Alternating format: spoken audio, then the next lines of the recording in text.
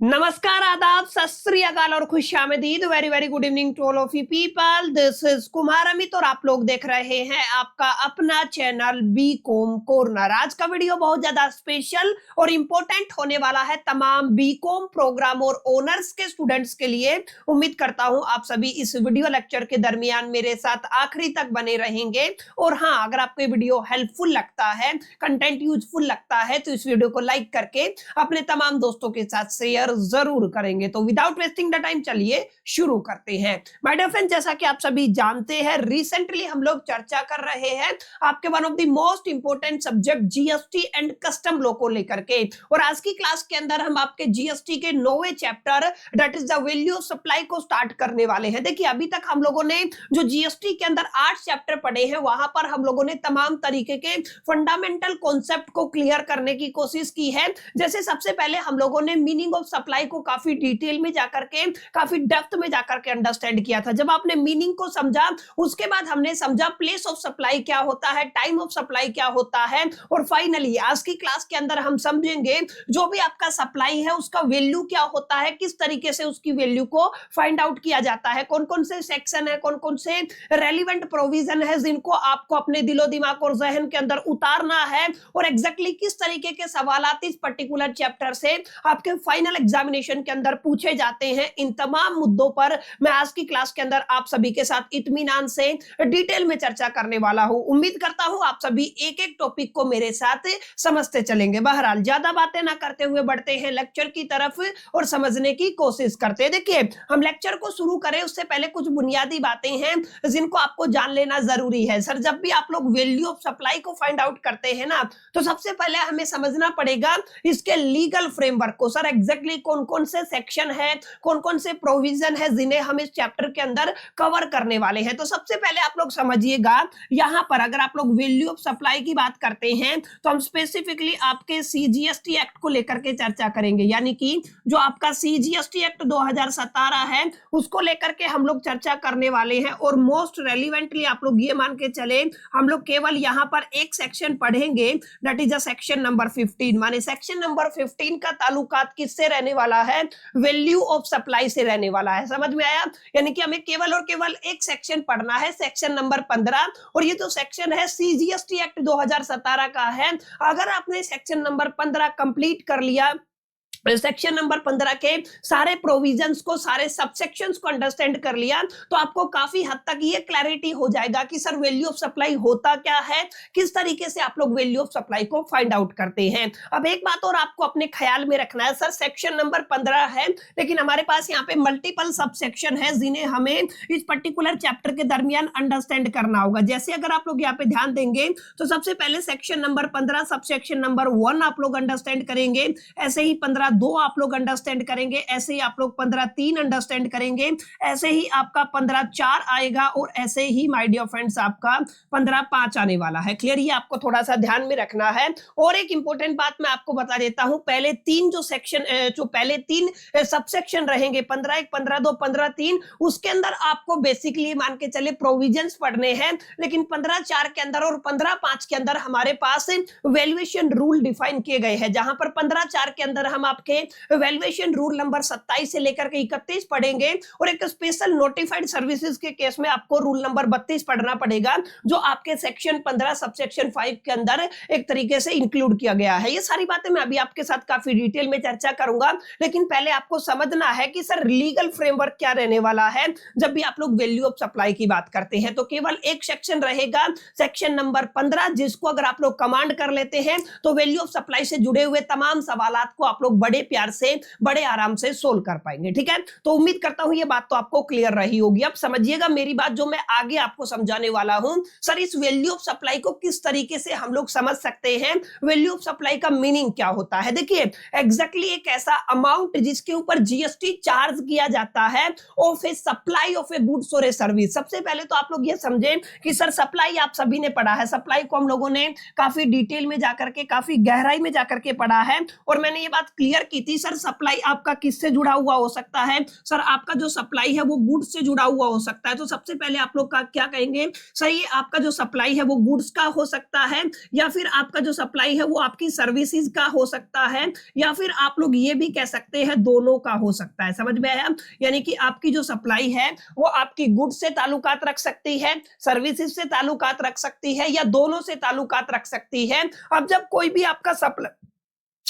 आपका सप्लाई होता है तो सप्लाई के केस में एक अमाउंट इन्वॉल्व होता है। याद रखिएगा हमारे पास क्या होता है, एक अमाउंट इन्वॉल्व होता है जिसके ऊपर जीएसटी चार्ज किया जाता है। याद रखिएगा जिसके ऊपर क्या किया जाता है, जीएसटी चार्ज किया जाता है, वही अमाउंट क्या कहलाता है माय डियर फ्रेंड्स, वो अमाउंट यहाँ पे आपको किस नाम से जाना जाएगा, वैल्यू ऑफ सप्लाई के नाम से जाना जाएगा। यानी कि वैल्यू ऑफ सप्लाई रेफर करता है एक ऐसी अमाउंट जिसके ऊपर जीएसटी चार्ज किया जाता है of the supply of A goods और ए सर्विसेज, और बोथ दोनों के केस में भी आप लोग लेके चल सकते हैं, सर्विसेज के केस में भी आप लोग लेके चल सकते हैं, और गुड्स के केस में भी आप लोग लेके चल सकते हैं। तो माय डियर फ्रेंड्स एक बेसिक मालूमात आपको होनी चाहिए कि जब भी आप लोग यहाँ पे वैल्यू ऑफ सप्लाई की बात करेंगे तो किस तरीके से आप लोग वैल्यू ऑफ सप्लाई को अंडरस्टैंड करेंगे। हालांकि बहुत डिटेल में जाकर के हम लोग तमाम सेक्शंस को, तमाम प्रोविजंस को डिकोड करेंगे तो वहां पे आपको तमाम टर्म्स एंड कंडीशन भी समझ में आ जाएंगी, लेकिन मोटा मोटा अभी के लिए जो इनिशियल फेज में आपको एक थोड़ा सा क्लैरिटी होना चाहिए कि सर वैल्यू ऑफ सप्लाई का क्या कुछ मामला रहता है। अब यहाँ पे ध्यान दीजिएगा, यहाँ पे मैं आपको एक डेडिकेटेड डेफिनेशन समझा देता हूं जो मैंने अभी अभी आपको समझाई थी। यहाँ पे क्या लिखा हुआ है, सर अगर आप लोग वैल्यू ऑफ सप्लाई को लेकर के चर्चा करना चाहते हैं तो वैल्यू ऑफ सप्लाई का मतलब होता है the amount on which GST is charge for a supply of A goods और ए सर्विसेज। याद रखिएगा एक ऐसा अमाउंट किसके लिए, सप्लाई ऑफ द गुड्स के लिए, सप्लाई ऑफ द सर्विसेज के लिए, जिसके ऊपर जीएसटी चार्ज किया जाता है, वो अमाउंट क्या कहलाता है, वैल्यू ऑफ सप्लाई कहलाता है। अब यहाँ पे ध्यान रखिएगा एक शब्द हम लोग यहाँ पे इस्तेमाल करने वाले हैं, that is the transaction value. इसको आपको याद रखना है। सर हम क्या कह रहे हैं, सर हम आपका ट्रांजैक्शन वैल्यू कह रहे हैं। इसके लिए मैं शॉर्ट एब्रिविएशन जब न्यूमेरिकल सोल्व करूंगा तो टीवी लिखूंगा, आपको एग्जाम के दरमियान पूरा लिख के आना है। ट्रांजैक्शन वैल्यू के अंदर आपको याद ये रखना है प्राइस एक्चुअली पेड, यानी कि आपका जो प्राइस है वो क्या हो सकता है, पेड हो सकता है। Price is actually paid. याद रखिएगा मेरी बातों को थोड़ा ध्यान से समझिए, या तो आपने प्राइस क्या कर दिया है, पेड कर दिया है, या फिर जो पेएबल हो, क्लियर है, जो पेएबल है या जो पेड हो चुका है, दोनों को कलेक्टिवली आप लोग क्या कह देंगे, यहाँ पे ट्रांजैक्शनल वैल्यू कह देंगे। तो जब भी कोई भी सप्लाई होता है वहां पे एक आपका ट्रांजैक्शन वैल्यू इन्वॉल्व होता है, और बहुत सारे केसेस के अंदर मोस्ट प्रोबेबली अगर आप लोग सेक्शन 15 सबसेक्शन 1 की बात करते हैं तो हम ये कहते हैं ये जो आपका ट्रांजैक्शन वैल्यू है ना माय डियर फ्रेंड्स, इसी को हम क्या कंसीडर करके चलते हैं, इसी को हम लोग यहाँ पे आपका वैल्यू ऑफ सप्लाई कंसीडर करके चलते हैं। ये आपको थोड़ा याद रखना है, हम इसको क्या कंसीडर करके चलते हैं, वैल्यू ऑफ सप्लाई कंसीडर करके चलते हैं, जिसको मैं VOS से लिखने वाला हूं। लेकिन जो ट्रांजैक्शन वैल्यू है वो वैल्यू ऑफ सप्लाई होगा, इसके लिए कुछ सर्टेन कंडीशन है, जिन कंडीशन को आप लोग बेसिक कंडीशन के नाम से जानते हैं,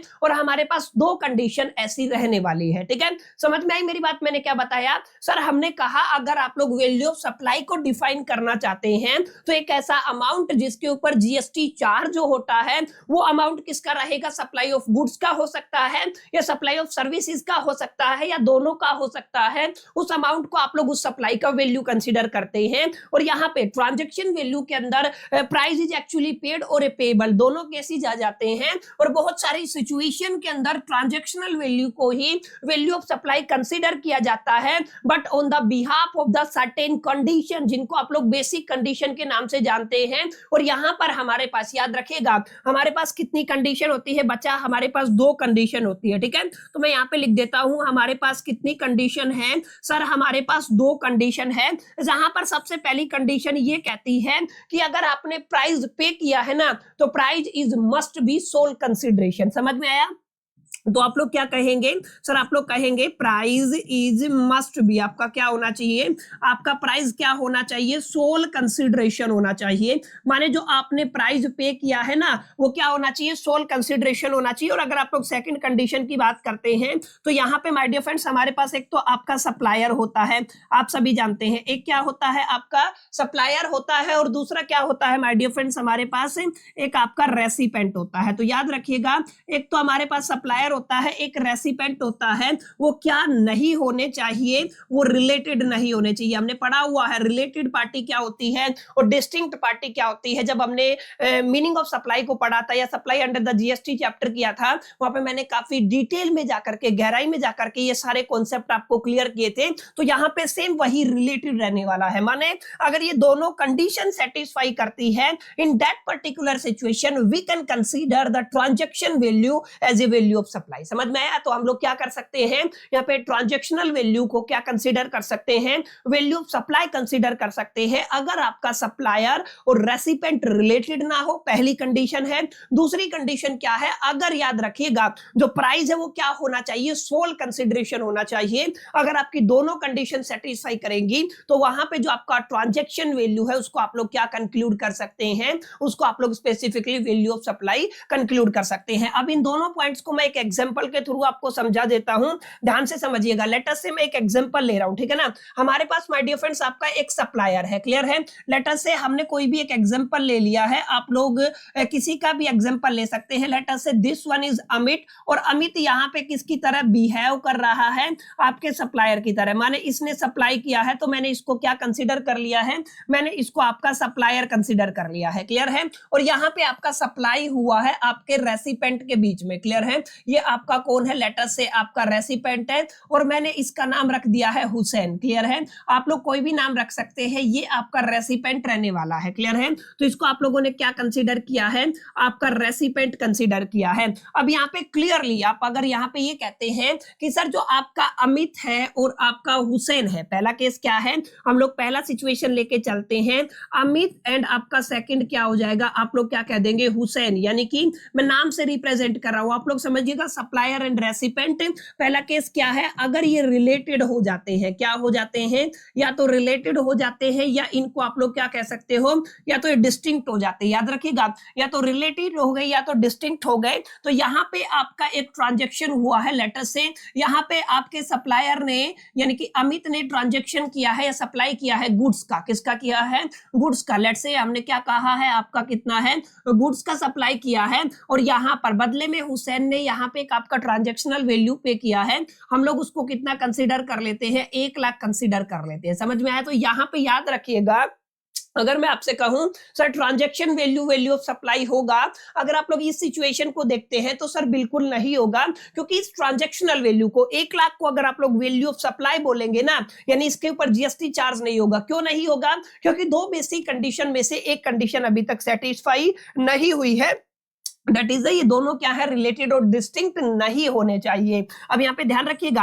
अगर आपका अमित आप लोग ले लीजिए, ठीक है, और सेकंड केस क्या है, आपका हुसैन है। मैं नाम से रिप्रेजेंट कर रहा हूं, अगेन मैं किसकी बात कर रहा हूं, सप्लायर और रेसिपेंट की बात कर रहा हूं, ठीक है। आपको याद रखना है अमित और हुसैन की अगर आप लोग बात करते हैं, अगर ये रिलेटेड नहीं है, याद रखिएगा ये क्या नहीं है, आपके रिलेटेड नहीं है, ना ही डिस्टिंक्ट है, तो यहाँ पे जो आपका प्राइस है ना, वो प्राइस आप लोग याद रखिएगा, यहाँ पे जो प्राइस दिया गया है वो क्या दिया गया है, आपका सोल कंसिडरेशन है। क्या है, आपका सोल कंसिडरेशन है। सर अगर आप दोनों कंडीशन सेटिस्फाई करते हैं, इसका मतलब जो यहाँ पे ट्रांजैक्शनल वैल्यू है उसको आप लोग वैल्यू ऑफ सप्लाई कंसीडर कर सकते हैं। तो आप लोग क्या कहेंगे, सर ये क्या बन जाएगा, आपका वैल्यू ऑफ सप्लाई बन जाएगा। इसका मतलब इस पर्टिकुलर सिचुएशन के अंदर I can say value of supply is 1 lakh. आप लोग क्या कह सकते हैं, ये आपका वैल्यू ऑफ सप्लाई क्या हो जाएगा, 1 लाख हो जाएगा, और इसी के ऊपर जो भी आपका रेलिवेंट रेट है, जीएसटी रेट है, वो आपको पे करना पड़ेगा। समझ में आया? अब यहाँ पे सर ये समझाइए, जो सोल कंसिडरेशन, ये तो समझ में आ गया,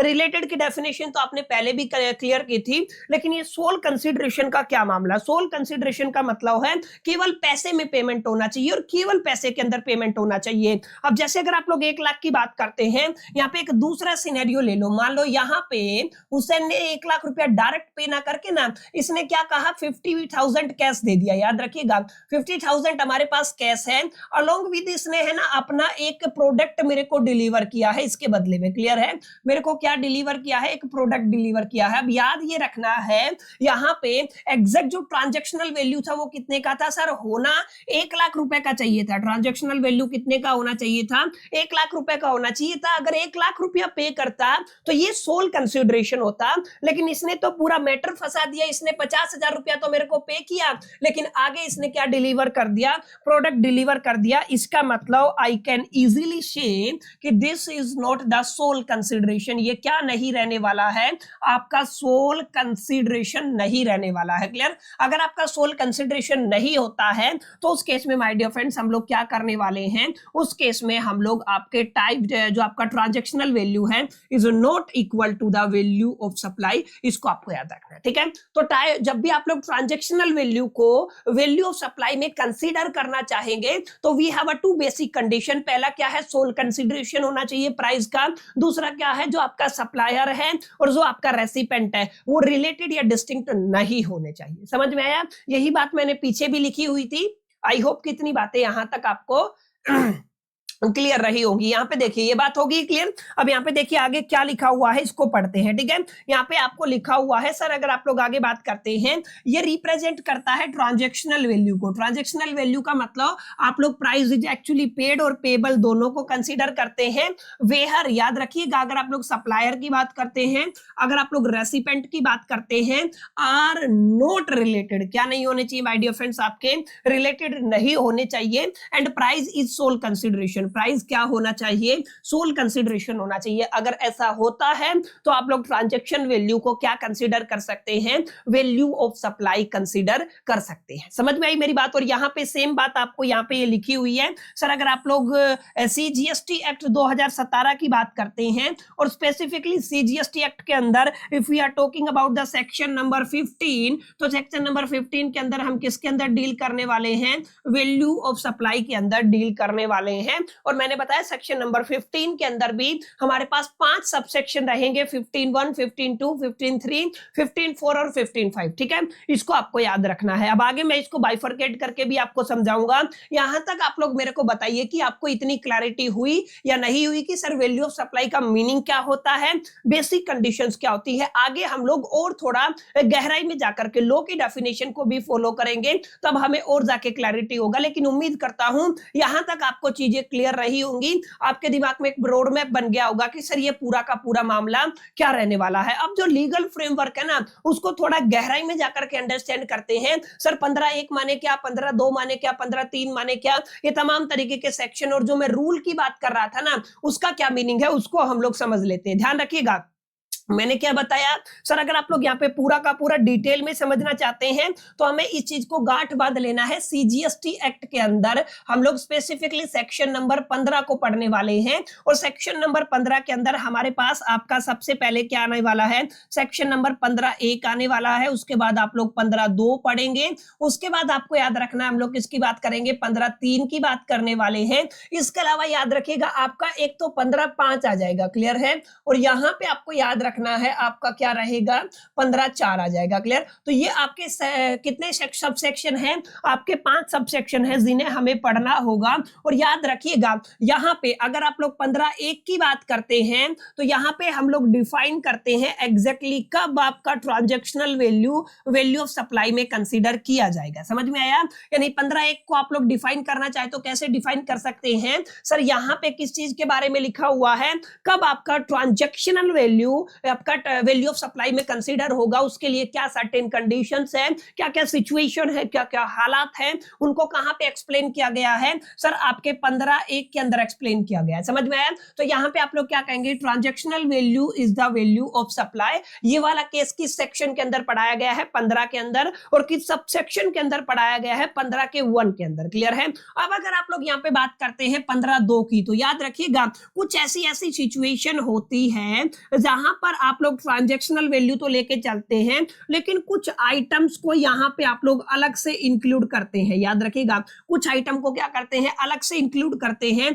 जब जाके आपका वैल्यू ऑफ सप्लाई कंप्लीट होता है, पूरा वैल्यू ऑफ सप्लाई बनता है, तो यहाँ पे याद ये रखना है सर वो आइटम कौन से होंगे जिनको हमें इंक्लूड करके चलना है। उसके लिए हमारे पास एक लिस्ट है और टोटल कितने एलिमेंट है, 5 एलिमेंट है। क्लियर है? तो हमारे पास कितने एलिमेंट हो गए?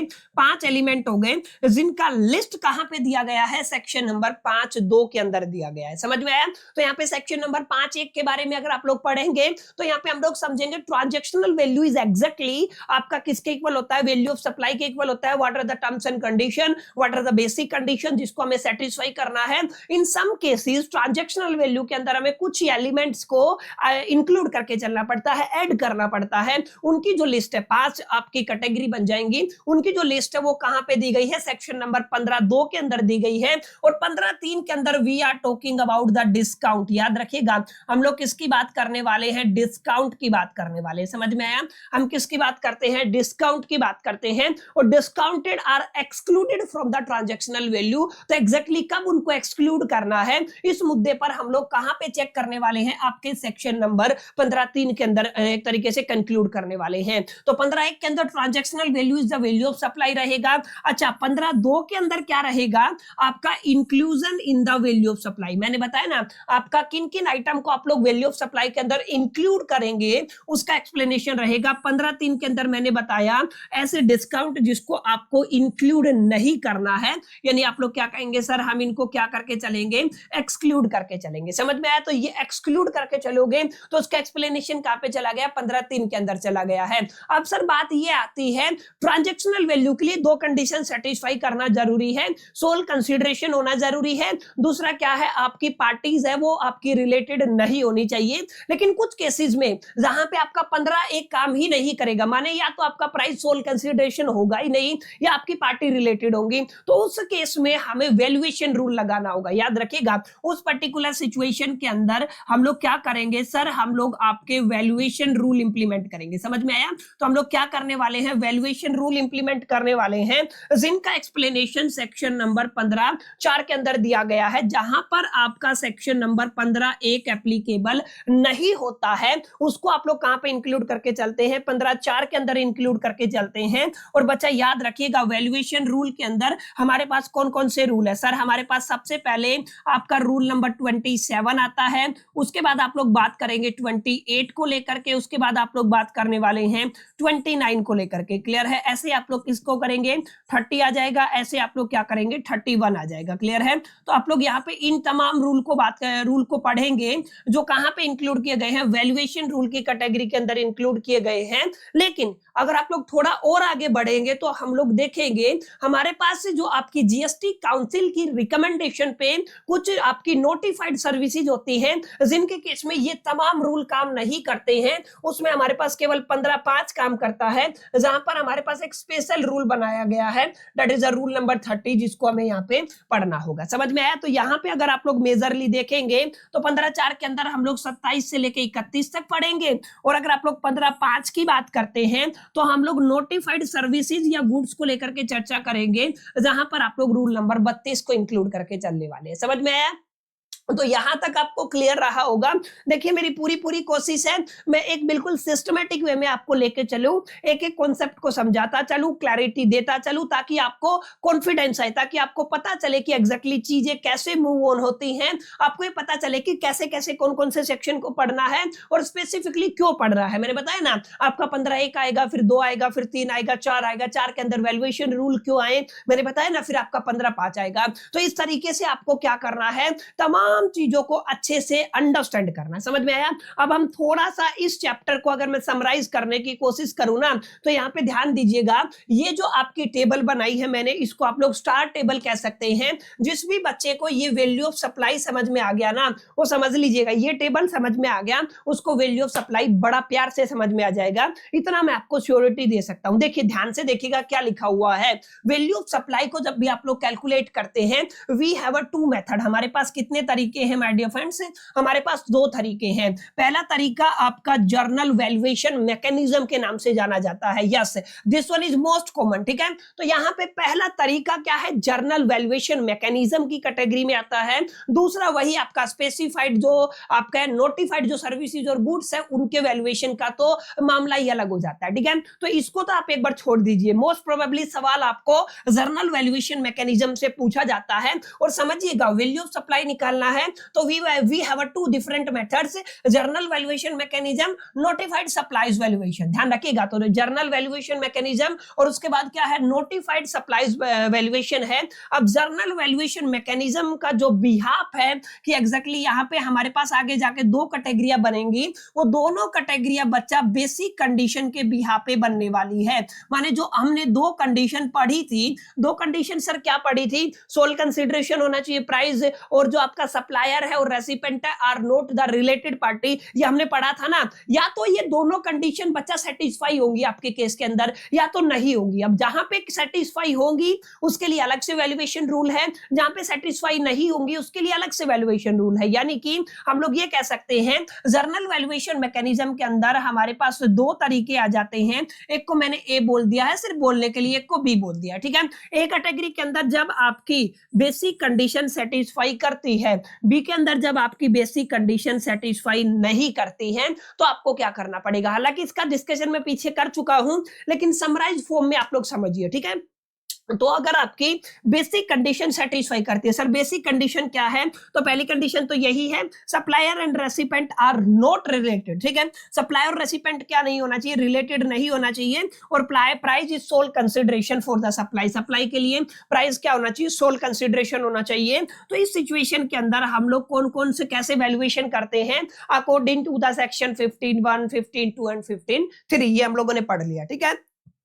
सॉरी, तो यहाँ पे आप लोग क्या कहेंगे, सर आप लोग कहेंगे अगर आपका सप्लाई सेटिस्फाई करता है बेसिक कंडीशन को, तो आप लोग वैल्यूएशन कैसे करते हैं, वैल्यूएशन आप लोग सेक्शन 15(1), 15(2) और 15(3) के अकॉर्डिंग करते हैं। अगर आपकी बेसिक कंडीशन सेटिस्फाई नहीं होती है तो मैंने बताया आप लोग वैल्यूएशन करोगे अकॉर्डिंग टू द सेक्शन 15(4). ध्यान रखिएगा 15(4) के अंदर क्या है, वैल्यूएशन रूल दिए गए हैं 27, 28, 29, 30 और 31, ठीक है। तो यहाँ पे आपके जो 27 से लेके 31 वाले वैल्यूएशन रूल आपको लगाने हैं।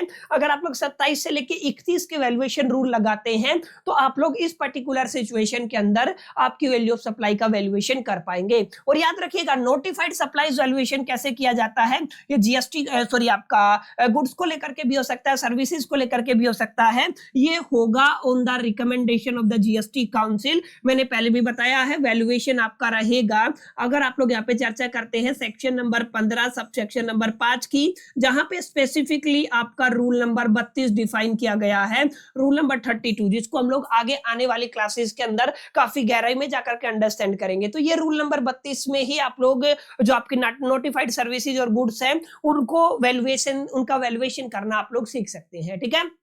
तो my dear friends, it's all about कि आप लोग किस तरीके से चलेंगे, कैसे कैसे कैलकुलेशन किया जाएगा, किस तरीके से आप अपनी कैलकुलेशन को नेक्स्ट लेवल पे लेके जाएंगे, वैल्यूएशन किस तरीके से किया जाएगा। अब काफी बच्चों के दिमाग में सर ये सवाल आ रहा होगा, आपने इनिशियल जब से क्लास स्टार्ट किया है ना, तो हम लोग इनके बारे में पढ़ रहे हैं, रूल नंबर 27, 28, 29, 30, 31, सर इनके बारे में थोड़ा बताइए। जो वैल्यूएशन रूल है 27 कब लगाना है, जैसे हमने 15(1) कब लगेगा, 15(2) कब लगेगा, 15(3) कब लगेगा, ये क्लियर हुआ। अब ये तो बताइए 27, 28, 29, 30, 31 कब लगेगा। देखिए अगर आप लोग रूल नंबर 27 को लगाना चाहते हैं तो आपको इतना क्लैरिटी होना चाहिए, अगर आपका प्राइस है वो सोल कंसीडरेशन नहीं होगा तो आप लोग वैल्यूएशन करेंगे according to the rule number 27। अगर आप लोग याद रखिएगा आपकी पार्टीज रिलेटेड हो जाती हैं या डिस्टिंक्ट हो जाती हैं तो उस केस में आप लोग रूल नंबर 28 इंप्लीमेंट करते हैं, और ऐसे ही आप लोग 29 आ जाएगा, ऐसे ही 30 आ जाएगा, और ऐसे ही क्या आ जाएगा आपका 31 आ जाएगा। जैसे अगर आपका सप्लाई एक तरीके से होता है on the behalf of the agent तो आप लोग 29 अप्लाई कर देंगे,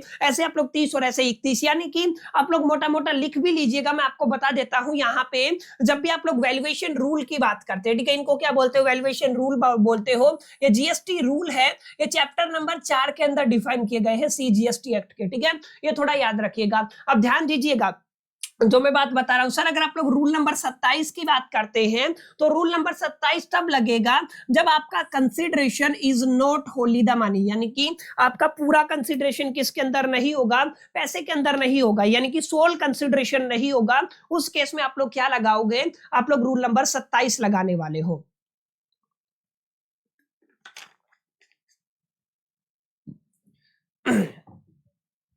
ठीक है, तो इतनी बातें समझ में आई। तो यहाँ पे आप लोग क्या करोगे, रूल नंबर 27 लगा दोगे। अगर आप लोग रूल नंबर 28 की बात करते हो तो रूल नंबर 28 कब लगेगा, जब आपकी सप्लाई होती है इन बिटवीन द डिस्टिंक्ट और द रिलेटेड पर्सन। याद रखिएगा, सप्लाई किनके बीच में होगी, सप्लायर और जो आपका रेसिपेंट है उनके बीच में क्या रिलेशन रहेगा, या तो वो डिस्टिंक्ट पार्टी होंगे या रिलेटेड पर्सन होंगे। तो उस केस में आप लोग कौन से वैल्यूएशन रूल को अप्लाई करोगे, रूल नंबर 28 को अप्लाई करोगे। अगर आपका सप्लाई होता है थ्रू एन एजेंट, एजेंट के थ्रू सप्लाई होता है तो रूल नंबर 29 अप्लाई करना है। 30 कब लगेगा, जब आपका value based on the cost रहेगा। सर ये क्या मामला है, सर आगे जाके पढ़ाऊंगा तो क्लियर होगा।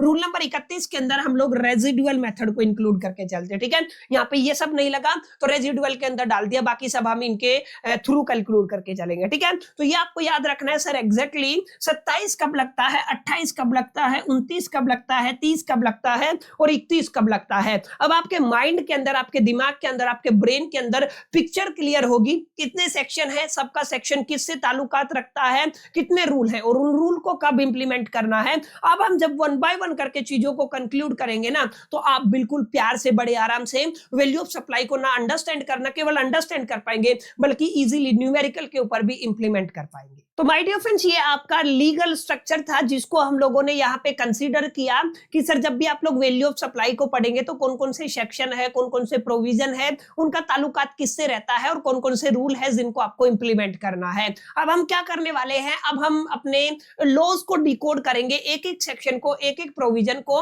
काफी डिटेल में जाकर के, काफी गहराई में जाकर के अंडरस्टैंड करने वाले हैं। हम शुरुआत करते हैं अपने section number 15 sub section number 1 से। मैंने क्या बताया था, सेक्शन नंबर 15 सबसेक्शन नंबर 1 बताता है एग्जैक्टली किस सिचुएशन के अंदर आपका ट्रांजैक्शनल वैल्यू ऑफ सप्लाई के अंदर कंसीडर होगा, कौन कौन सी ऐसी हालात है, कौन कौन से ऐसे सिचुएशन है, कौन कौन सी ऐसी बेसिक कंडीशन है जिनका वैल्यू ऑफ सप्लाई कंसीडर करने के लिए ट्रांजैक्शनल वैल्यू को सेटिस्फाई होना जरूरी है। तो इन तमाम चीजों की जानकारी आपको कहां पे मिलने वाली है, सेक्शन नंबर 15 सबसेक्शन नंबर 1 के अंदर मिलने वाली है, जहां पर आप लोग किसको पढ़ने वाले हो, सर आप लोग वैल्यू ऑफ टैक्सेबल सप्लाई को पढ़ने वाले हो। देखिए यहाँ पे लिखा भी हुआ है, अगर आप लोग सेक्शन नंबर 15 सबसेक्शन नंबर 1 की बात करते हैं तो यहाँ पे किसको डिफाइन किया गया है, वैल्यू ऑफ टैक्सेबल सप्लाई को डिफाइन किया गया है। तो यहाँ पे आप लोग, अगर आप लोग ध्यान से देखेंगे ना, तो काफी हद तक आपको क्लैरिटी मिलेगा। क्या क्लैरिटी मिलेगा, ध्यान दीजिएगा।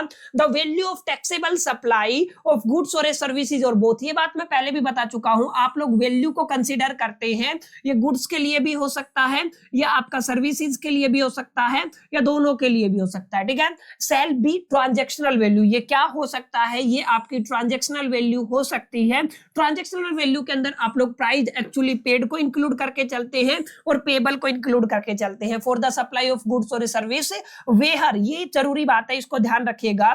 जो भी मैं आपको बता रहा हूं, जहां पर आपका सप्लायर और रेसिपेंट क्या नहीं होना चाहिए, रिलेटेड नहीं होना चाहिए। ठीक है ना, यानी कि आपका सप्लायर और रेसिपेंट क्या नहीं होगा, रिलेटेड नहीं होगा, and the price is sole consideration, और आपका जो प्राइस है वो क्या रहेगा माय डियर फ्रेंड्स, आपका सोल कंसिडरेशन होगा। अगर इस दोनों कंडीशन आप लोग सेटिस्फाई करते हैं तो उस केस में हम लोग कह सकते हैं कि सर जो हमने शुरू में माना था, क्या माना था, आपका जो ट्रांजैक्शनल वैल्यू है, आप लोग क्या कहेंगे, ट्रांजैक्शन या ट्रांजैक्शनल व्हाटएवर, आप लोग क्या कहेंगे, transactional value is equal to the value of supply. समझ में आया, तो आप लोग क्या कहेंगे, यहां पे इसको क्या मान के चल सकते हैं, वैल्यू ऑफ सप्लाई मान के चल सकते हैं, अगर ये कंडीशन आपकी सेटिस्फाई होती है। समझ में आई मेरी बात है। तो यहाँ पे क्या कहा है, सर ट्रांजैक्शन वैल्यू को आप लोग वैल्यू ऑफ सप्लाई मान सकते हैं अगर आपका सो प्राइस है वो सोल कंसिडरेशन हो, अगर आपका सप्लायर और रेसिपेंट रिलेटेड नहीं है तो आप लोग ट्रांजैक्शन वैल्यू को क्या मान सकते हैं, आप लोग स्पेसिफिकली यहाँ पे उसको वैल्यू ऑफ सप्लाई मान सकते हैं। यानी कि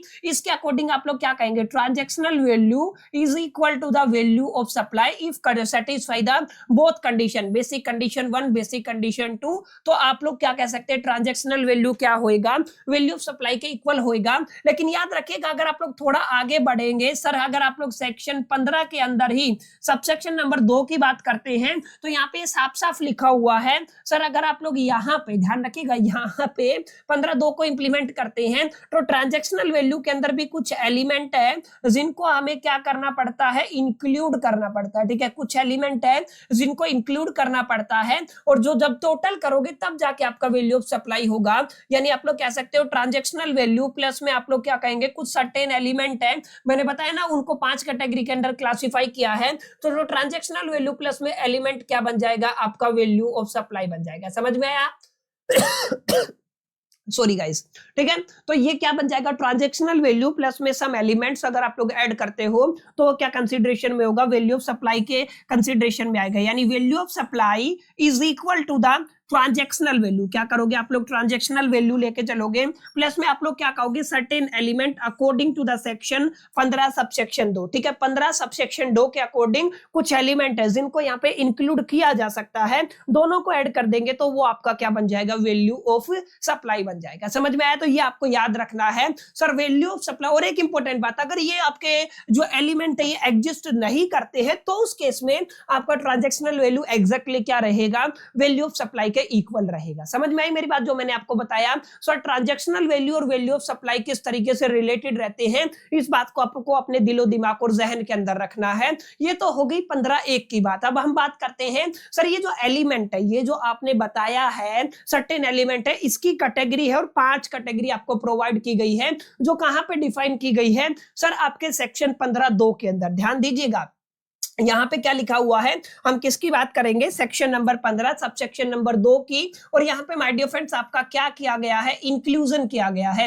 इंक्लूजन का मतलब आप इंक्लूड करके चलते हैं, क्या करके चलते हैं आप लोग, इंक्लूड करके चलते हैं। किसके अंदर इंक्लूड करके चलते हैं, इन ट्रांजैक्शन वैल्यू। याद रखिएगा किसके अंदर की बात हो रही है सर, ट्रांजैक्शन वैल्यू के अंदर की बात हो रही है। और यहाँ पे आपको लिस्ट दी गई है, क्या दी गई है, लिस्ट दी गई है, जिसको आपको यहाँ पे सेक्शन नंबर 15(2) के अंदर काफी डिटेल में जाकर के पढ़ना है। और ये हमारे पास चॉइस नहीं होती है, इनको इंक्लूड करना जरूरी होता है। देखिए क्या शब्द लिखा हुआ है, these items are must be included. ये आइटम क्या होने चाहिए, मस्ट बी इंक्लूडेड होने चाहिए। अगर आपने स्किप किया तो आपका वैल्यू ऑफ सप्लाई गलत होगा, और अगर आपका वैल्यू ऑफ सप्लाई गलत होगा तो आपका जीएसटी गलत कैलकुलेट होगा, और जीएसटी अगर आपका गलत कैलकुलेट होता है तो फिर सब धुआं हो गया है, ये याद रखिएगा। ठीक है, तो याद रखना है इन आइटम को हमें क्या करना पड़ेगा सर, इंक्लूड करके चलना पड़ेगा हमारी कैटेगरी के अंदर। समझ में आया?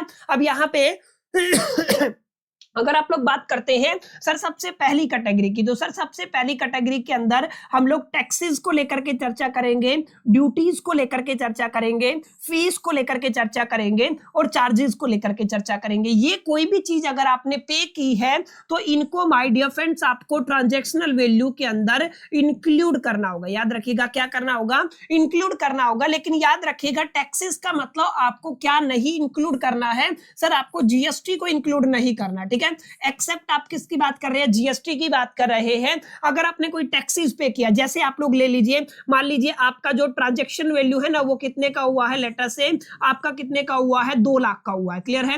और इसके ऊपर आपने क्या किया, आपने एक टैक्स पे किया है जिसको आप लोग म्युनिसिपल टैक्स के नाम से जानते हो। ठीक है, तो मैं क्या कह रहा हूं सर, आपका क्या हो गया, म्युनिसिपल टैक्स आपने पे किया। लेटर से एक रैंडम एग्जांपल लेता हूं, 10,000 आपने पे किया है। तो माय डियर फ्रेंड जो आपका वैल्यू ऑफ सप्लाई आप लोग कैलकुलेट करेंगे ना, यानी कि आप लोग क्या निकालेंगे, आप लोग निकालेंगे सर आपका वैल्यू ऑफ सप्लाई। तो वैल्यू ऑफ सप्लाई को निकालते वक्त दोनों को ऐड करना पड़ेगा। माने मेरे को 2 लाख पकड़ के चलना है, प्लस में उसके अंदर कितना ऐड करना है, 10,000 ऐड करना है। जब मैं इसको ऐड करूंगा तो मेरे पास कितना आ जाएगा, 2,10,000 आ जाएगा। ये वो अमाउंट है जिसके ऊपर जीएसटी चार्ज होगा। ठीक है, इसके ऊपर क्या होगा, जीएसटी चार्ज होगा। क्लियर है, ये आपको थोड़ा याद रखना है। इसके ऊपर क्या होने वाला है, जीएसटी चार्ज होने वाला है। तो याद रखिएगा ये क्या बन गया, ट्रांजैक्शन वैल्यू। यानी कि अगर आपने कोई टैक्स पे किया है, अगर आपने कोई फीस पे की है, अदर चार्जेस पे किए हैं, या कोई ड्यूटी पे की है, तो उनको हमें इंक्लूड करके चलना है। किसके अंदर इंक्लूड करके चलना है सर, ट्रांजैक्शन वैल्यू के अंदर इंक्लूड करके चलना है। और अगर आप लोग ऐसा करते हैं तभी आपका वैल्यू ऑफ सप्लाई सही निकल के आएगा। एक एग्जाम्पल से इस चीज को हम लोग समझने की कोशिश करते हैं। ठीक है, एक और एग्जाम्पल है आप सभी के सामने, मैं इसको थोड़ा सा इरेज कर देता हूं ताकि हमें थोड़ा सा अच्छे से क्लैरिटी हो सके। ठीक है ना, मैं इसको थोड़ा सा हटा देता हूं। ध्यान दीजिएगा अभी मैं इसके अंदर, क्योंकि आंसर में साथ साथ लिख के लेके आता हूं ताकि आपको चीजें क्लियर रहे। काफी बच्चों को यहाँ पे एक्सप्लेनेशन के टाइम पे दिक्कत होती है और वो बोलते हैं सर एग्जामिनेशन के अंदर किस तरीके से हम लोग इन चीजों को लिख के आएंगे। आपने तो समझा दिया है, लेकिन एग्जाम के टाइम पे हम इन चीजों को कैसे लिखेंगे, तो उनके लिए आंसर भी मैं साथ साथ लेके आता हूं ताकि उनको सहूलियत रहे। अब यहाँ पे ध्यान दीजिएगा, list price of A goods, goods का जो लिस्ट प्राइस है वो कितना है सर, आपका 40,000 है, ठीक है। तो यहाँ पे मैं क्या कह सकता हूँ सर, ट्रांजेक्शनल वैल्यू कितना है हमारा 40,000 है, तो आपका ट्रांजेक्शनल वैल्यू कितना हो गया 40,000 हो गया। यहाँ पे एक्सक्लूड किया गया टैक्सेस को, tax levied by the municipal authority, यानी कि आपका जो म्युनिसिपल टैक्स है वो कितना दिया गया है सर, वो आपका दिया गया है 2,000। क्लियर है, तो आप लोग क्या कहेंगे सर, आपका कितना है 2,000 म्युनिसिपल टैक्स है। यहाँ पे आपका यही आपका CGST और SGST लगता है, 50-50% लगेगा, यानी कि 18% टोटल रहेगा, 9% CGST चला जाएगा और 9% आपका SGST चला जाएगा।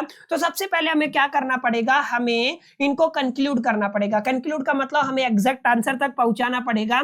सबसे पहले अगर आप इसको कैलकुलेट करते हैं और आप लोग यहाँ पे निकालना चाहते हैं सर वैल्यू ऑफ सप्लाई, ठीक है, क्या निकालना चाहते हैं, वैल्यू ऑफ सप्लाई निकालना चाहते हैं, तो दोनों को ऐड करना पड़ेगा। तो 40 और 2 कितना हो जाएगा आपका 42,000 हो जाएगा। 42,000 आपका क्या बना है, आपका वैल्यू ऑफ सप्लाई बना है। और अगर आपका 42,000 वैल्यू ऑफ सप्लाई है तो आपको क्या करना है, GST कैलकुलेट करना है, कितने परसेंट के हिसाब से, 18% के हिसाब से। तो अगर आप लोग 42,000 का 18% निकालते हैं तो आप लोग क्या करेंगे सर, 42,000 का 18% अगर आप लोग निकालेंगे तो 42,000 मल्टीप्लाई में 18%, तो आपका 7560 आ जाएगा। तो आंसर कितना आएगा सर, आपका 7560 आ जाएगा। और अगर आप मोस्ट प्रोबेबली देखते हैं, अगर आप इसको भी बाइफरकेट करना चाहते हैं CGST के अंदर और SGST के अंदर, ठीक है ना, तो अगर आप इनको डिवाइड करना चाहते हैं तो इसको भी अगर आप लोग 2 से डिवाइड करेंगे तो सर इसके CGST के हिस्से कितना आएगा, 3780 आएगा। क्लियर है, और अगर आप लोग यहाँ पे ध्यान देंगे तो यहाँ पे भी कितना आ जाएगा आपका 3780 आ जाएगा। क्लियर है, और टोटल अगर आप लोग करते हैं 7560 आ जाएगा। ठीक है, तो माय डियर फ्रेंड्स ऐसे आपको कैलकुलेट करना है, यानी कि कुछ आइटम है बच्चा जिनको हमें इंक्लूड करना होगा,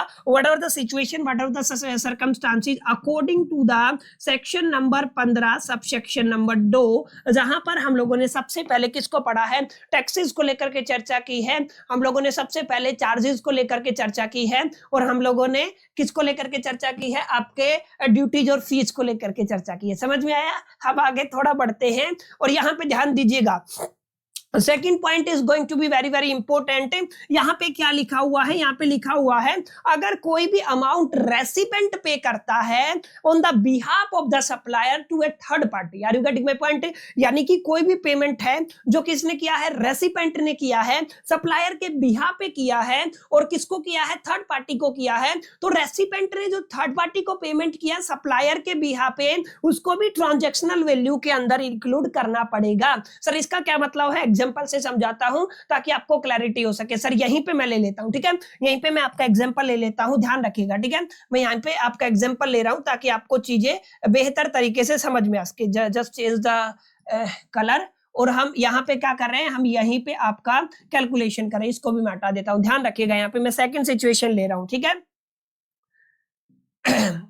ये देखिए यहाँ पे हमने क्या कहा है, अगर आपका रेसिपेंट है वो सप्लायर के बिहाफ पे पेमेंट करता है किसी थर्ड पर्सन को, तो वो भी आपको ट्रांजैक्शन वैल्यू के अंदर इंक्लूड करना होगा। लेट अस से आपका कोई भी पर्सन है जिसको आपने किस नाम से जाना है, अमित के नाम से जाना है, और यहाँ पे ये सप्लायर की तरह बिहेव करता है, और यहाँ पे एक पर्सन है जो सुमित है। क्लियर है, आप लोग क्या कह रहे हैं, इसको सुमित कह रहे हैं, ये रेसिपेंट है। अब हुआ क्या है, अमित ने इसको सप्लाई किया है, अमित ने क्या किया है, गुड्स का सप्लाई किया है। ठीक है, और यहाँ पे अमित के लिए इसका लायबिलिटी बनता है, लेट अस कंसीडर 10 लाख रुपया। कितना बनता है, 10 लाख रुपया बनता है। ठीक है, यहाँ पे क्या हुआ है, आपका सप्लाई हुआ है, तो मैंने लिख दिया सर सप्लाई हुआ है, जिसके बदले सुमित को, रेसिपेंट को, अमित को, जो सप्लायर है उसको कितना पे करना है, 10 लाख पे करना है। लेकिन यहीं पे याद रखिएगा एक और पर्सन है जिसका नाम है, मान लीजिए कोई भी आप लोग एग्जांपल ले लीजिए, भरत आप लोग एग्जांपल ले लीजिए। ठीक है ना, आप लोगों ने क्या कहा है, भरत है। अब यहाँ पे अमित का ओब्लिगेशन है या अमित का लायबिलिटी है अगेंस्ट द भरत, यानी कि अमित को, अमित है उसको भरत को पे करना है लेटर से 8 लाख रुपया। क्लियर है, कितना पे करना है, 8 लाख पे करना है। और यहाँ पे जो अमित है वो सुमित से कितना पैसा लेगा, 10 लाख। तो यहाँ पे क्या कहता है, अमित कहता है सुमित को, सुनना तो ऐसा कर, तेरे को कितना पे करना है, मेरे को 10 लाख रुपया पे करना है, तो एक काम कर, तू 8 लाख है ना, सो आपका जो भरत को पे कर दे वो मेरे मांगता है, और जो 2 लाख है तू मेरे को पे कर दे। टोटल कितने का ट्रांजेक्शन हो जाएगा, 10 लाख का हो जाएगा। तो सुमित ने एक्चुअली जो कंसिडरेशन प्रोवाइड प्रोवाइड किया वो कितने का किया सर, यहाँ पे 2 लाख का किया। तो यहाँ पे सवाल ये आता है कि क्या केवल 2 लाख ये जो आपका प्राइस है, क्या यही आपका केवल ट्रांजैक्शनल वैल्यू होगा, या जो पेमेंट 8 लाख का यहाँ पे सुमित ने अमित के बिहा पे किया, सप्लायर के बिहा पे किया, उसको भी इंक्लूड किया जाएगा? तो यहाँ पे गवर्नमेंट कहता है यस, ऐसा चालाकी नहीं करने का, यहाँ पे इसको भी इंक्लूड करने का, माने 8 लाख इंक्लूड करने का, टोटल कितना हो जाएगा 10 लाख हो जाएगा, और 10 lakh is the value of supply. तो याद रखिएगा जब भी आपका रेसिपेंट क्लियर है, तो यहाँ पे मैं और कलर दूसरा ले लेता हूं, आप लोग याद रखिएगा जब भी आप लोग किसकी बात करते हैं, आपके रेसिपेंट की बात करते हैं, रेसिपेंट ने पेमेंट किया है किसके बिहा पे सर, सप्लायर के बिहा पे। किसके बिहा पे? सप्लायर के बिहा पे। अगर आपने जो आपका रेसिपेंट है उसने सप्लायर के बिहा पे किसी थर्ड पार्टी को पेमेंट किया है, तो उसको आपको कहां पे इंक्लूड करना है बच्चा? उसको वैल्यू ऑफ सप्लाई के अंदर इंक्लूड करना है। ये आपका यहां पे लिखा हुआ है सेक्शन नंबर 15 सेक्शन नंबर 2 के अंदर। समझ में आई? तो यहां पे सेकंड नंबर पे हमने किसकी बात की? Amount paid bye recipient on the behalf of the supplier. समझ में आया? जो भी अमाउंट पे किया है रेसिपेंट ने किसके बिहाफ पे? सप्लायर के बिहाफ पे, तो वो क्या होगा, किस कैटेगरी के अंदर इंक्लूड किया जाएगा सर? वो आपकी वैल्यू ऑफ सप्लाई के अंदर इंक्लूड किया जाएगा। Are you getting my point? उम्मीद करता हूं चीजें यहां तक समझ में आई होंगी। अब आगे बढ़ते हैं। तो ये तो 2 कैटेगरी की बात की है। सबसे पहले हमने टैक्सेस, ड्यूटीज, फीस और चार्जेस को लेकर के इंक्लूजन देखा। हमने amount paid by the recipient on the behalf of the supplier को अंडरस्टैंड किया। अब तीसरी कैटेगरी के अंदर बोलता है, कई बार क्या होता है आपका इंसिडेंटल एक्सपेंसेस हो जाते हैं। क्या बोलते हैं आप लोग इसको? Incidental expenses. क्या बोलते हो इनको? इंसिडेंटल एक्सपेंसेस हो जाते हैं। उन इंसिडेंटल एक्सपेंसेस को भी बच्चा आपको यहाँ पे वैल्यू ऑफ सप्लाई के अंदर ट्रांजैक्शनल वैल्यू के साथ इंक्लूड करके चलना पड़ेगा। सर इसका क्या मतलब है? जैसे अगर आप लोग इंसिडेंटल एक्सपेंसेस की बात करें, आपने कोई कमीशन पे किया है, आपने कोई पैकेजिंग चार्ज पे किया है, आपने लोडिंग एंड हैंडलिंग चार्ज पे किया है, या कोई भी अदर इंसिडेंटल एक्सपेंस किया है, तो इन सब चीजों को आपको ट्रांजैक्शनल वैल्यू के अंदर ऐड करना होगा। समझ में आया? जब आप लोग इन तमाम चीजों को ट्रांजैक्शनल वैल्यू के अंदर ऐड कर देंगे, तो जो रिजल्ट आएगा तभी आप लोग क्या कहेंगे, वो आपका वैल्यू ऑफ सप्लाई बनेगा। समझ में आया? तो वैल्यू ऑफ सप्लाई समझ में आया कैसे निकलता है? ट्रांजैक्शनल वैल्यू और वैल्यू ऑफ सप्लाई कैसे एक दूसरे के साथ यहाँ पे रिलेट हो रहे हैं, इस चीज को आपको समझना है। जस्ट पुट एग्जांपल ताकि आपको चीजें और बेहतर तरीके से समझ में आ सके। ठीक है ना? मैं एक एग्जांपल ले रहा हूं, ध्यान दीजिएगा, मेरी बात को समझने की कोशिश कीजिएगा। ठीक है? मैं यहां से इस पॉइंट को कुछ देर के लिए थोड़ा सा यहां से हटा देता हूं, इसके बाद हम लोग क्या करेंगे, इसको बाद में पढ़ लेंगे। ठीक है ना? यहाँ पे ध्यान दीजिएगा। ठीक है ना? थोड़ा सा आपको अंडरस्टैंड करना है। यस, अभी यहाँ पे ध्यान दीजिएगा। यहाँ पे क्या लिखा हुआ है? एक एग्जांपल लिखा हुआ है इंसिडेंटल एक्सपेंसेस का है। ठीक है? इसको हम लोग थोड़ा सा अच्छे से अंडरस्टैंड करते हैं और उसको सोल्व करने की कोशिश करते हैं। यहाँ पे कह रहा है, मैं Arun of Delhi supply 50 ton chemical. इसने कितना केमिकल, अगर आप लोग यहाँ पे देखेंगे तो सर आप लोग क्या कहेंगे, सर हमारे पास केमिकल की चर्चा हो रही है, केमिकल का क्वांटिटी कितना है? सर हमारे पास 50 टन है। क्लियर है? और अगर आप लोग देखेंगे 1 टन का जो प्राइस है वो कितना है आपका? 4000 पर टन है। कितना है? 4000 पर टन है। ठीक है? तो अगर आप लोग टोटल ट्रांजैक्शन की बात करते हैं, ट्रांजैक्शन वैल्यू की बात करते हैं, तो ट्रांजैक्शन वैल्यू की अगर आप लोग बात करेंगे तो आप लोग क्या कहेंगे, sir transactional value is equal to, जब 50 टन का माल मंगवाया है, 1 टन का वैल्यू कितना है आपका? 4000 है। तो आप लोग क्या करेंगे, 50 को मल्टीप्लाई कर देंगे कितने से? 4000 से। तो अगर आप लोग ऐसा करते हैं तो आपका वैल्यू आता है 2 लाख। तो हमारे पास कितना आ गया?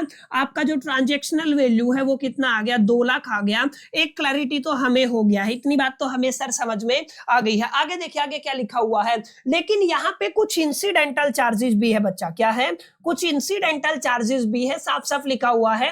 जहां पे आपकी फ्रेट चार्ज कितना दिया हुआ है? सर आपका 7000 दिया हुआ है। ठीक है? तो अगर आप लोग यहाँ पे फ्रेट चार्ज को इंक्लूड करते हैं तो मेरे को कितना ऐड करना पड़ेगा? सर 7000 ऐड करना पड़ेगा। यहाँ पे लिख दीजिएगा, ये फ्रेट चार्ज है। उसके बाद वेइंग चार्ज इसने कितना पे किया है? आपका 2500 रुपया पे किया है। तो मैं यहाँ पे क्या लिख देता हूँ, सर 2500 आपका वेइंग चार्ज हो गया है। उसके बाद आपका इन्फेक्शन चार्ज कितना हो गया है? सर आपका 8000 हो गया है। तो आप लोग क्या कहेंगे, सर 8000 ये आ गया है एज पर द सेक्शन। ठीक है, ये आगे समझ में। तो ये आपके सारे ऐसे चार्जेस हैं जो कहां पे इंक्लूड किए जाते हैं, इनको आप लोग इंसिडेंटल एक्सपेंसेस के अंदर इंक्लूड करते हैं। ठीक है? तो जब भी आप लोग ट्रांजैक्शन वैल्यू निकालेंगे, सॉरी आप लोग जब भी आप लोग वैल्यू ऑफ सप्लाई निकालेंगे, यानी कि आप लोग क्या कहेंगे, सर अगर आपको क्या कैलकुलेट करना है, वैल्यू ऑफ ऑफ सप्लाई को कैलकुलेट करना है तो मेरे को क्या करना पड़ेगा, ट्रांजैक्शन वैल्यू के अंदर इन तमाम चीजों को इंक्लूड करना पड़ेगा। समझ में आया? तो यानी कि मैं क्या कहूंगा, सर मेरे पास कितना है 7,000 है, प्लस में मेरे पास कितना है 2,500 है, प्लस में मेरे पास कितना है 8,000 है, प्लस में अगर मैं इसको टोटल करता हूं तो 17,500, 2,17,500 हो जाएगा। ठीक है, तो आप लोग क्या कहेंगे, सर आपका 2,17,500 आपका क्या आ गया है, आंसर आ गया। समझ में आया? तो ये आपका क्या बन गया है, वैल्यू ऑफ सप्लाई बन गया। देखिए ध्यान से, तो वैल्यू ऑफ सप्लाई कैसे निकालते हैं, समझ में आई बात? ये आपको थोड़ा ध्यान से समझना है, अच्छे से अंडरस्टैंड करना है। सर यहाँ पे हमने कौन से सेक्शन का इस्तेमाल किया है, 15(2) का और 15(1) का इस्तेमाल किया है। ट्रांजैक्शनल वैल्यू को भी पकड़ा है, अलोंग विद हमने देखा है जो जो आइटम इंक्लूड किए जाते हैं इनके आगे इनकी वैल्यू लिखेगा, टोटल करके आपको इसके ऊपर जीएसटी पे करना, तो इसके ऊपर जीएसटी लगेगा। समझ में आया? ना कि केवल 2 लाख के ऊपर जीएसटी लगेगा। ठीक है, क्लियर है? यहां तक समझ में आया? चलिए आगे बढ़ते हैं। आगे अगर आप लोग चलेंगे तो यहां पे ध्यान दीजिएगा, यहां पे अगर आप लोग हम थोड़ा आगे बढ़ते हैं तो एक और कैटेगरी आ जाती है, याद रखिएगा। ये आपकी तीसरी कैटेगरी थी, अब हम किसकी बात करेंगे, चौथी कैटेगरी की बात करेंगे। यहाँ पे क्या लिखा हुआ है, अगर कोई भी आप लोग इंटरेस्ट पे करते हैं, लेट फीस पे करते हैं या फिर पेनल्टी पे करते हैं, याद रखिएगा कोई भी आप लोग इंटरेस्ट पे करते हैं, लेट फीस पे करते हैं या पेनल्टी पे करते हैं, all are included the transaction value for calculating the value of supply. अगर आप लोग वैल्यू ऑफ सप्लाई को कैलकुलेट करना चाहते हैं तो सबको कहां पे इंक्लूड करना पड़ेगा, आपको ट्रांजैक्शन वैल्यू के अंदर इंक्लूड करना पड़ेगा, तभी आपका value of supply find out किया जा सकता है। समझ में आई मेरी बात, मैंने क्या कहा?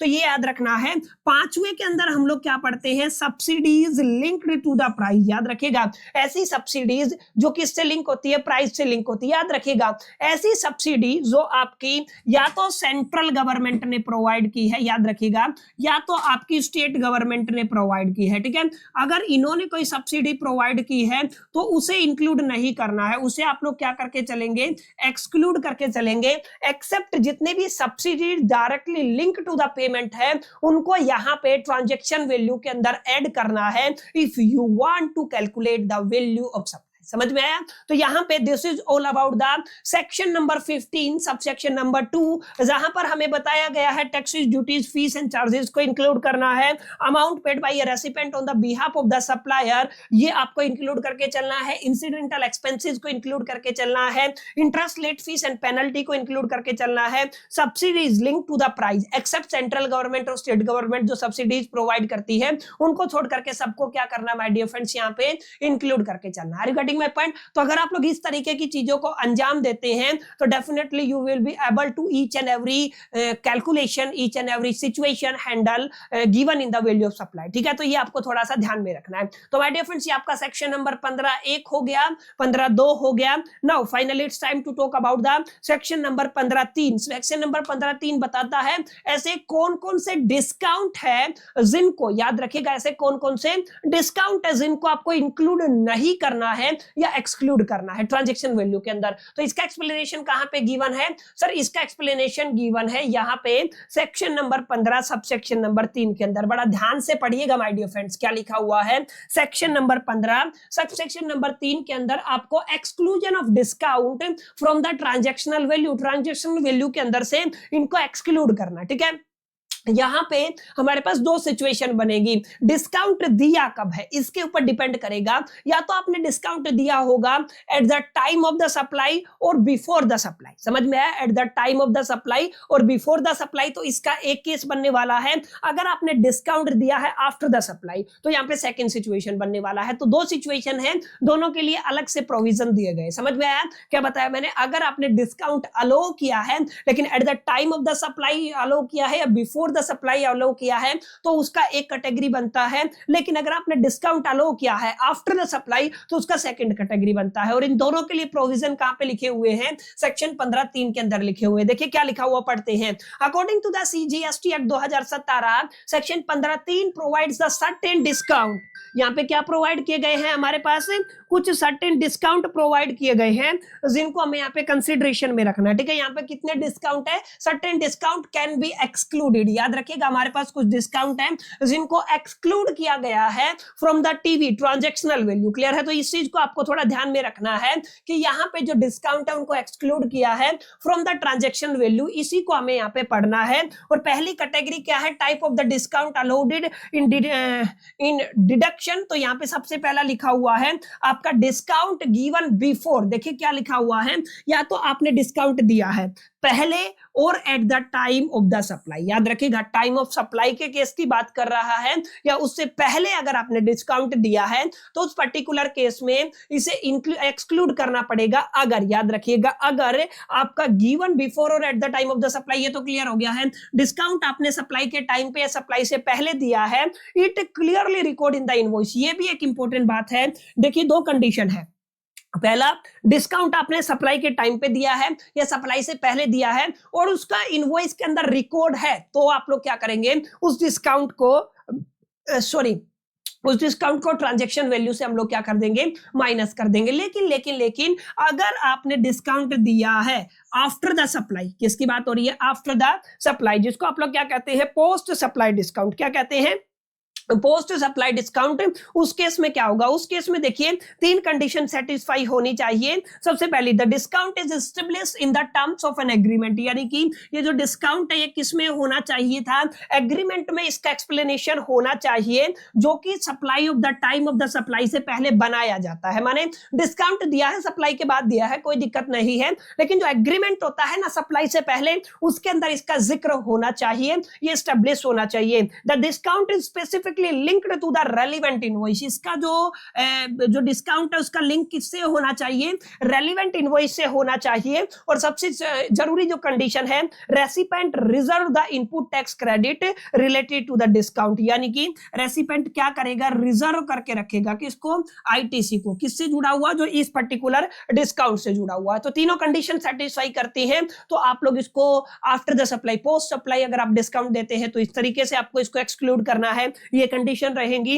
अगर आप लोग at the time of the supply और before the time of the supply अगर आप लोग डिस्काउंट प्रोवाइड करते हैं तो ये कंडीशन सेटिस्फाई करती हैं, तो डेफिनेटली आप लोग इसको एक्सक्लूड कर सकते हैं। जैसे एक एग्जांपल लेते ताकि आपको और बेटर क्लैरिटी हो सके। Shubham enterprises has sold goods with a list price. देखिए इसने सामान बेचा है, गुड्स बेचा है 5,000 रुपए के हिसाब से to a customer, discount of 20%। यहाँ पे डिस्काउंट कितने की बात हो रही है, 20% की बात हो रही है, कस्टमर को दिया गया है, which is reflect in the invoice. ये आपकी कंडीशन थी जो सेटिस्फाई करती है। एक तो यहाँ पे ये वो इनवॉइस के अंदर है, टू अराइव द फाइनेंशियल, ठीक है, 4,000 हो जाएगा। ओके, सिंस द डिस्काउंट, अच्छा यहाँ पे ध्यान रखिएगा, ये जो डिस्काउंट है ये टाइम ऑफ द सप्लाई के टाइम पे दिया गया है और यहाँ पे इनवॉइस के अंदर भी है। तो अगर आप लोग यहाँ पे 5,000 का, कितने का, 5,000 का 20% कैलकुलेट करते हैं तो कितना आएगा, याद रखिएगा 10 500 दूनी कितना हो गया, 1,000 हो गया है। ये जो डिस्काउंट है ये आप लोगों का क्या हो जाएगा, एक्सक्लूड हो जाएगा। ठीक है, तो यहाँ पे आपका ट्रांजैक्शनल वैल्यू कितने का था, 5,000 का था। ठीक है, कंडीशन सेटिस्फाई करती है तो मैं माइनस कर दूंगा किसको, डिस्काउंट को। कितना है आपका, 1,000 है, तो यहाँ पे आपका वैल्यू ऑफ सप्लाई निकल के आ जाएगा, वैल्यू ऑफ सप्लाई। याद रखिएगा क्या निकाला है मैंने, value of supply is equal to the, कितना आया है आपका, 4,000। Are you getting my point? तो इस तरीके से माय डियर फ्रेंड्स आपको यहाँ पे अच्छे से पढ़ के चलना है, अंडरस्टैंड करना है, समझना है, विवेक का इस्तेमाल करना है और आप लोग इजीली वैल्यू ऑफ सप्लाई को फाइंड आउट कर पाएंगे। तो आज की क्लास के अंदर मोटा मोटा हम लोगों ने इस कैटेगरी को कंक्लूड कर लिया है। अगली क्लास जो सेकंड क्लास आएगी वहां पर हम यहाँ पे वैल्यूएशन रूल को पढ़ेंगे और थोड़ा सा जिक्र रूल नंबर 32 को भी कर लेंगे और तब जाकर के आपका ये जो चैप्टर है ये कंप्लीट हो जाएगा। उसके बाद मैं एक और क्लास लूंगा जहां पे हम लोग कोशिश करेंगे तमाम पीवाईक्यूज को डिस्कस करने की। उम्मीद करता हूं माय डियर फ्रेंड्स आपका ये जो क्लास है आपको पसंद आया होगा, चीजें क्लियर रही होंगी, जितने भी डाउट्स है सारे क्लियर रहे होंगे। सेशन पसंद आया तो इस वीडियो को भाई यार लाइक जरूर कर दीजिएगा, दोस्तों के साथ शेयर करना मत भूलिएगा। पहली दफे चैनल पे आए हैं सब्सक्राइब करके बेल आइकन को जरूर प्रेस कर दीजिएगा। इस वीडियो के अंदर इतना ही, मिलते हैं नेक्स्ट वीडियो के अंदर। जब तक के लिए मैं तो so all the best, till the keep learning.